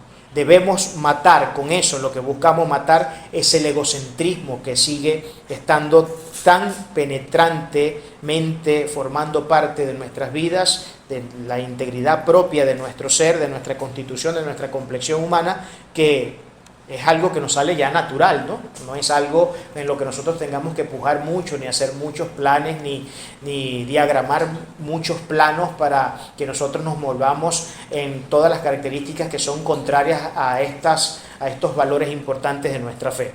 Entonces, esos primeros 3 versos nos dieron una información que nos indica cuáles deben ser los elementos a integrar dentro de nuestro carácter para que la unidad pueda ser una realidad en nosotros. Pero ahora, entrando en los últimos 3 versos, vamos a las bases, a los fundamentos. Dice, vamos a leer Efesios 4 del 4 al 6. Efesios 4 del 4 al 6, que son los últimos 3 versos. Un cuerpo, un espíritu, como fuisteis también llamados con una misma esperanza de vuestra vocación, un Señor, una fe, un bautismo, un Dios y Padre de todos, el cual es sobre todos y por todos y en todos. Estas son las bases. Tenemos que entender que tenemos un cuerpo, que trabajamos para un solo, que somos un cuerpo, no somos distintos cuerpos, somos un cuerpo que tiene un mismo espíritu, que tiene una misma esperanza de la vocación con la que fuimos llamados, un solo Señor, una sola fe, un solo bautismo, un solo Dios y Padre. Un cuerpo, 1 Corintios 12 del 12 al 13, porque así como el cuerpo es uno y tiene muchos miembros, pero todos los miembros del cuerpo, siendo muchos, son un solo cuerpo, así también Cristo. Porque por un solo espíritu fuimos todos bautizados en un cuerpo, sean judíos o griegos, sean esclavos o libres, y a todos se nos dio a beber de un mismo espíritu. Fíjense que aquí este texto sirve tanto para fundamentar el tema del cuerpo como también del espíritu, porque está hablando de que somos un cuerpo, pero que también somos un espíritu. De hecho, el hecho de que seamos un cuerpo indica que tenemos que ser necesariamente un espíritu. Esto es lógico, ¿no? Entonces somos un solo cuerpo. No somos diferentes cuerpos, no es que cada iglesia es un cuerpo distinto, no es que cada uno de nosotros es un mundo distinto y un cristianismo distinto, porque de hecho Pablo habla de manera muy severa contra aquellos que predican un evangelio distinto, diciendo que los tales sean anatema. Pablo es muy rudo al expresar esas palabras, porque ciertamente él sabe lo que eso compromete. Él entiende perfectamente como maestro y como rabino hebreo, entiende perfectamente lo que eso compromete, el hecho de que nosotros estemos tan distanciados los unos de los otros y que vivamos cada quien en nuestro propio mundo y en nuestra propia parcela y en nuestro propio rancho. Eso es un problema muy grave. Un espíritu. 1 Corintios 12 del 4 al 11 dice, ahora bien, hay diversidad de dones, pero el Espíritu es el mismo, y hay diversidad de ministerios, pero el Señor es el mismo, hay diversidad de operaciones, pero Dios que hace todas las cosas en todo, es el mismo. Pero a cada uno le es dada la manifestación del Espíritu para provecho, porque a este es dada por el Espíritu de palabra de sabiduría, a otro de ciencia según el mismo Espíritu, a otro fe por el mismo Espíritu, a otro dones de sanidad por el mismo Espíritu, a otro el hacer milagros, a otro profecía, a otros discernimientos de espíritu, a otros diversos géneros de lengua, a otros interpretación de lengua. Pero todas estas cosas las hace uno y el mismo Espíritu, repartiendo a cada uno en particular como Él quiere, repartiendo a cada uno en particular como Él quiere. Entonces, aunque podamos tener diferentes dones, aunque yo sea el predicador acá y sea el único predicador y ninguno de ustedes predica, eso no quiere decir que yo pertenezca a un cuerpo distinto o a un cuerpo paralelo al de usted. No, sencillamente entendemos o que yo pertenezca a otro espíritu. En este caso vamos más bien en el énfasis no del cuerpo sino del espíritu. Eso no quiere decir que me haya otro Espíritu Santo distinto al de ustedes porque yo soy predicador y ustedes no son predicadores. No quiere decir que el espíritu que está en un pastor es distinto al espíritu que está en un evangelista o en un maestro. O en los tiempos del Señor, que el Espíritu Santo que moraba en un apóstol era distinto al Espíritu Santo que moraba en un evangelista o en un profeta. No, estamos hablando de que todos y a todos se nos reparten dones por la misma fuerza, por el mismo Espíritu, por la misma persona que es esta tercera persona de la Trinidad. Lo siguiente que dice, una esperanza, Lamentaciones 3:24, mi porción es Jehová, dijo mi alma, por tanto en Él esperaré. En Él esperaré. Todos esperamos ¿en quién? En Jehová.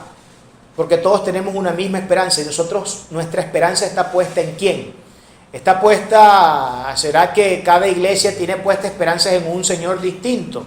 Bueno, eso suele suceder y eso puede llegar a suceder y seguramente no hay problemas no hay problemas para mucha gente o no lo interpretan como un problema el hecho de que esta realidad exista. Pero esto es algo que existe.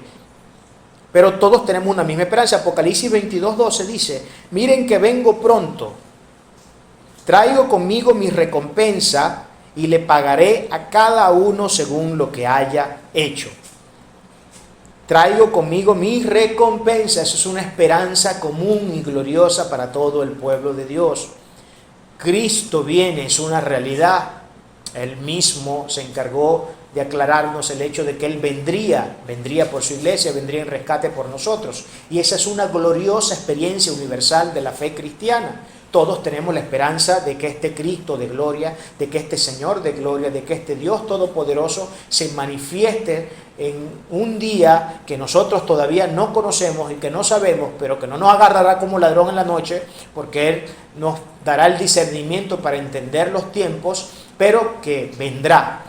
Y que ese segundo advenimiento prometido por nuestro Señor, y todo lo que el Señor prometió, usted tiene que saber y entender que todo lo que Él prometió se cumplió. Él prometió que moriría, se cumplió, Él prometió que resucitaría, también se cumplió, Él prometió que nos enviaría un paracleto y que era necesario que Él subiera porque necesitaba prepararnos moradas allá arriba y enviarnos también un paracleto para que nos ayudara a hacer todas las cosas y que incluso con ese paracleto haríamos mayores cosas que las que Él hizo también.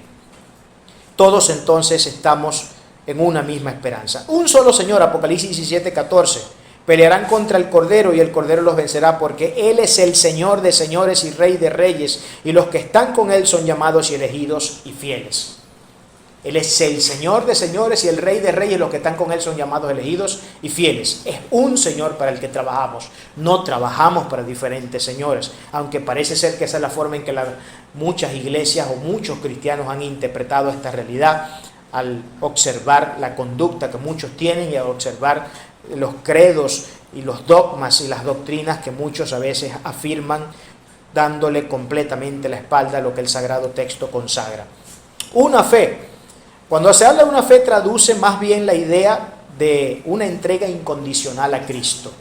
Todos tenemos una fe, por supuesto que el término fe aquí, acuérdense que el término fe es muy amplio dentro de las Escrituras y puede ser definido de diferentes formas dependiendo el contexto y dependiendo con lo que se conjuga en el momento que se esté expresando la fe. Puede significar credo, puede significar doctrina, puede significar la palabra de Dios, pero también hace un fuerte énfasis en este sentido, en una entrega incondicional que todos nosotros debemos tener hacia nuestro Señor. Un bautismo. En la iglesia primitiva la forma de confesar públicamente la fe en Cristo era mediante el bautismo. Para nosotros hoy la forma de hacer pública nuestra conversión es haciendo la oración de fe, ¿verdad? Es la manera en cómo nosotros de alguna manera le estamos presentando al mundo públicamente que nosotros hemos creído en esta verdad que expresa la sagrada palabra del Señor. Pero para los tiempos de la iglesia primitiva, la manera de asimilarse a la cristiandad, de asimilarse al cristianismo, era bautizándose. El que se bautizaba en aquellos tiempos estaba diciendo: yo me uno a esta profesión de fe, yo me convierto hoy en cristiano y yo hoy comienzo a vivir por las razones de mi Señor Jesucristo. Eso era lo que se hacía en aquellos tiempos. Un Dios y Padre, Deuteronomio 6, del 4 al 6. Oye Israel, Jehová nuestro Dios, Jehová uno es. Y amarás a Jehová tu Dios de todo tu corazón y de toda tu alma y con todas tus fuerzas, y estas palabras que yo te mando hoy estarán sobre tu corazón. Un solo Dios, Jehová uno es. Todos nosotros, yo creo que en esto no hay mucho que decir, ¿no? Aunque a veces parece ser necesario tener que recalcar esta realidad y a veces tener que dar toda una instrucción completa sobre este tema a algunas personas que todavía no terminan de entender este hecho, pero es lamentable. Pero todos nosotros estamos trabajando para el mismo Señor, estamos trabajando para el mismo Dios, estamos trabajando para el mismo Padre. No tenemos diferentes padres, no tenemos diferentes dioses, aunque esa pareciera ser la realidad de algunos creyentes, aunque esa pareciera ser la realidad de algunas iglesias enteras incluso. Pero bueno, eso es definitivamente un caso lamentable y por el cual nosotros debemos sentir profundo constreñimiento en nuestro corazón. Finalmente, y con esto hago la pregunta del $1.000.000 para que cerremos. ¿Por qué es tan importante que guardemos la unidad universal del cuerpo de Cristo? ¿Por qué es importante? Y ahora aquí quiero que nosotros, una vez habiendo recopilado toda esta información que les acabo de dar en los registros de nuestra mente, en los registros de nuestro corazón, quiero que entendamos por qué es importante que nosotros nos unamos, hermanos. Necesitamos vivir en unidad, necesitamos vivir en unanimidad. Necesitamos trabajar profunda, seria y responsablemente en la concreción de esta realidad que se manifiesta como un imperativo dentro de la Sagrada Escritura. Juan tiene algo que decirnos muy importante acerca de la respuesta que todos nosotros los creyentes debemos darle a este asunto, a esta pregunta en particular. Juan 17, del 21 al 23 dice lo siguiente: para que todos sean uno. Acuérdense, la pregunta es ¿por qué debemos unirnos? Para que todos sean uno, como tú, oh Padre, en mí y yo en ti, que también ellos sean uno en nosotros, para que el mundo crea que tú me enviaste. Y miren lo importante esto que dice acá, para que el mundo entero entienda que tú me enviaste, está diciendo Cristo. Miren, una de las razones, y aquí es donde yo quiero que la cosa se ponga bien seria y que entendamos esto con profunda seriedad y compromiso. Una de las razones por la que mucha gente no cree en el cristianismo es precisamente por la carencia tan abrumadora, desbordante y descabellada de falta de unidad que existe entre nosotros. Porque resulta que al vecino de al lado le llega hoy una comisión de evangélicos predicando. Y le predicaron un mensaje. Le llegaron evangelizando y le evangelizaron con un mensaje. Al otro, esos eran de una iglesia. Al otro día, casualmente, hubo otra comisión de evangelismo, pero llevada a cabo por una iglesia distinta a la del día anterior. Y le llegan predicando a la misma señora, pero le llegan diciendo cosas distintas. Distintas en el sentido, no distintas porque sabemos que la escritura es amplia y que a lo mejor aquí no estamos hablando del caso de que uno le habló de la doctrina del pecado y otro le habló de la doctrina de la gracia. No es que de repente los dos le hablaron de la doctrina de la gracia, pero le dieron unos enfoques totalmente contradictorios.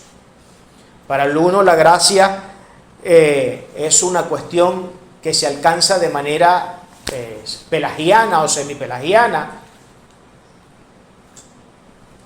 y para otros se alcanza de manera agustiniana o calvinista. Estos términos los vamos a conocer con profundidad o al menos de una manera mucho más clara cuando entremos en el seminario que vamos a dar el 29 de este mes. Vamos a estar hablando un poco de la fe reformada y de cuáles son los legados de la fe reformada. Pero a lo que quiero ir es, y es lo que quiero enfatizar, que mucha gente se limita a creer y a querer acercarse a las iglesias cristianas precisamente por la cruda realidad y la horrenda realidad de la falta de unidad que existe en el pueblo del Señor. Porque unos predican una cosa, otros predican otra cosa contradictoria, no se logran poner de acuerdo entre ellos. A fin de cuentas, ¿a quién le voy a creer? Es más, esto es un problema, yo lo estoy llevando a los niveles más básicos. Porque esto es normal que ocurra en una persona que no está enterada de la Biblia, que no tiene nada que ver con la Biblia, que no ha tenido nunca ni siquiera un mínimo contacto inicial con la palabra de Dios. Pero estas cosas, para poner la cosa más difícil y seria, se ve incluso entre el propio pueblo de Dios. Hay hermanos en la fe que tienen muchos años en el Evangelio que todavía dicen manifestar confusión hacia muchos hechos de la realidad del texto sagrado. En algunos casos, esa confusión puede ser justificada cuando, por ejemplo, nos acercamos a cuestiones que son muy complicadas y que son misterios dentro de la palabra de Dios, como por ejemplo entender el tema de la Trinidad.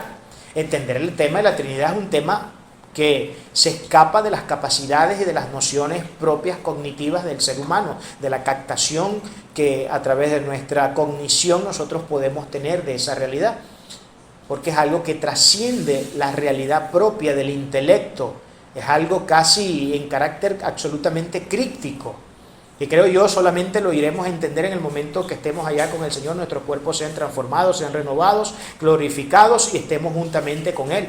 Yo espero que Él allá nos explique todos estos asuntos que han sido para nosotros toda la vida un misterio profundo, insondable e imposible de entender. Pero no me estoy refiriendo a eso, me estoy refiriendo a que hay confusión en cuestiones a veces que son tan claras y evidentes dentro de la palabra de Dios que no nos terminamos de poner de acuerdo. No nos terminamos de poner de acuerdo. Y a veces nos peleamos tanto por cuestiones que son periféricas a nivel doctrinal. Por ejemplo, existe el problema entre las personas que predican el dispensacionalismo y los que predican la teología del pacto, o suscriben la teología del pacto, también conocida como la teología federal, que son dos formas de ver, sobre todo desde el punto de vista escatológico, ciertas cuestiones. Porque una de las cosas que más tiende a modificar la visión, dependiendo de qué escuela de esta usted se suscribe, es precisamente la parte escatológica. Si usted es, por ejemplo, dispensacionalista, va a creer en un rapto antes de la tribulación, va a creer probablemente en un milenio que se dará antes de la segunda venida de Cristo, después de la segunda venida de Cristo, y así usted podrá ir bordeando muchas de estas doctrinas que existen y en las cuales no nos hemos terminado de poner de acuerdo. Pero la realidad por la cual nosotros debemos unirnos universalmente al cuerpo de Cristo es porque debemos ser uno con nuestro Señor. Eso es lo que Juan acá nos está diciendo.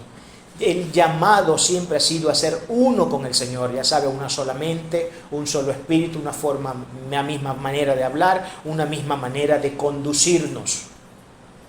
Tenemos que conducirnos abrevando de la única fuente que Dios reveló y entregó a los hombres, que es esta gloriosa palabra que llamamos Biblia. Es lamentable que aunque todos tratamos de abrevar de la misma fuente, obtengamos tanta discrepancia de conclusiones. Es lamentable que estas cosas tengan que ocurrir. ¿Pero por qué ocurre esto? Porque no somos humildes, sino que por el contrario somos soberbios. Ocurre porque no somos mansos, sino que somos agresivos en nuestra manera de conducirnos. Ocurre porque no somos pacientes y no somos capaces de soportar el fuego de la prueba, y a la primera salimos corriendo y queremos dejar el pelero, como decimos vulgarmente acá.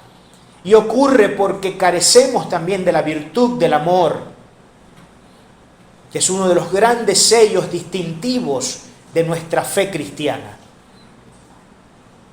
Y en vez de conducirnos en amor, nos conducimos en envidias, nos conducimos en codicia, nos conducimos en resentimientos, nos conducimos en odio y en cualquier tipo de sentimiento pernicioso y lesivo a nuestra condición humana y a nuestra espiritualidad, por supuesto.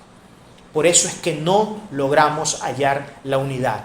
El día que estas cosas, que estos disvalores, que estos antivalores comiencen a desarticularse de nuestra mente, de nuestro corazón e integremos estas gloriosas virtudes de las cuales hoy hemos hablado, ese día podremos hallar la unidad, porque el imperativo es que tenemos que ser uno con nuestro Señor. Hermano, esto no se trata, cuando la palabra habla de unidad, no se trata de que nosotros tengamos que tener la misma inclinación de gusto hacia todas las cosas de la vida. Que, por ejemplo, yo como pastor acá diga, a mí mi color favorito es el negro, y ustedes tengan que estar de acuerdo conmigo y decir todo a la vez y al unísono que ustedes también, su color favorito tiene que ser el negro. O que yo diga que mi plato favorito de comida es la carne roja, por tanto yo quiero obligarlos a ustedes a que ustedes tienen que también ver como plato favorito la carne roja. O de que yo diga que a mí me gustan más las películas de ciencia ficción, y que todos tengamos que ponernos unánimes en el tema de que todos nos tienen que gustar por igual las películas de ciencia ficción. No estamos hablando de esas trivialidades. Esas son trivialidades de la vida. Y sobre ese tema no se han escrito libros todavía, sobre gustos, sabores y colores. No se ha escrito, gracias a Dios que no se ha escrito. Pero no estamos hablando de la unidad de trivialidades, estamos hablando de la unidad de una razón que es trascendental. Y de que a no ser que esta unidad se dé en medio de nosotros, no podremos crecer y llegar a la estatura del varón perfecto, como indica la sagrada palabra del Señor. Y no podremos llegar a ser uno como Dios describe en su palabra que debemos ser. Ese es el llamado que Dios ha querido hacernos esta mañana, y esta es la exhortación que Dios ha querido dirigir esta mañana a nuestros corazones. Damos gloria y honra a nuestro Señor.